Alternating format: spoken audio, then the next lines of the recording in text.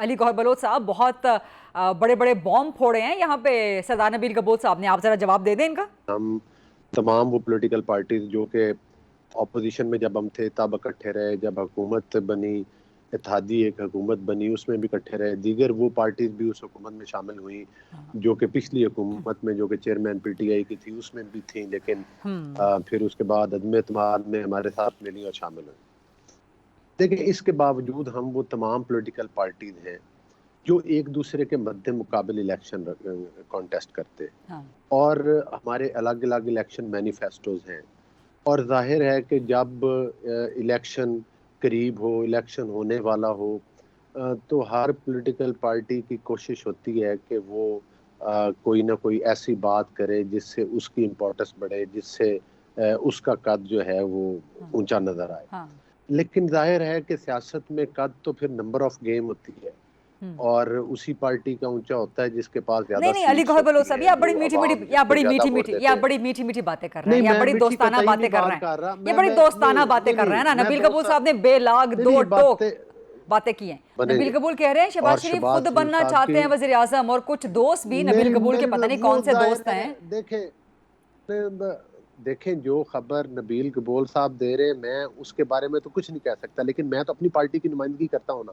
मैं peoples party की नुमाइंदगी तो नहीं करता, वो उनकी राय हो सकती है, लेकिन मैं जो हमारी पार्टी में फैसला हुआ मैं तो उसका आपको बता रहा हूँ कि हमारी पार्टी में शहबाज शरीफ साहब के और तमाम मुस्लिम लीग के मुतफिका उम्मीदवार जो हैं वो नवाज शरीफ साहब हैं।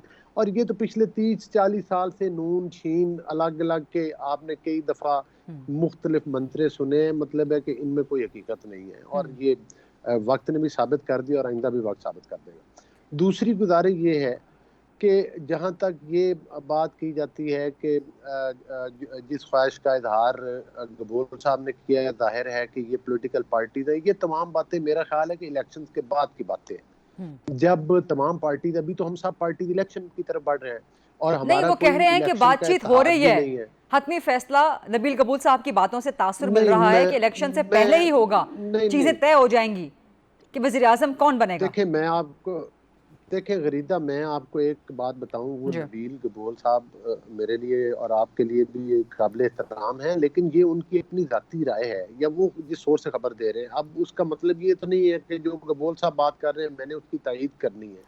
मैं नहीं, तो बातचीत आपको कोई अपनी हो रही है पार्टी के नून के बता रहा साथ के हूँ। नहीं हो रही कि जी अभी हमने आपको 16 अभी माह के लिए तक बनाया था, अब आप किसी भी बनवाएं। किसी पॉलिटिकल पार्टी की आपस में आपने कोई नून लीग के किसी लीडरशिप से ये बात सुनी हो कि हमारी प्राइम मिनिस्टरशिप के लिए किसी पार्टी से बातचीत हो रही है? लेकिन ये एक कॉमन सेंस की बात है, ये बातें कबल अज़ वक्त है। वो इसलिए कबल अज़ वक्त है कि जब तमाम पार्टी इलेक्शन कॉन्टेस्ट करने के बाद असम्बली के अंदर पहुंचेंगी, फिर पता चलेगा कि किस पार्टी की नंबर क्या गेम किसके स्ट्रेंथ पास है। है। ठीक है,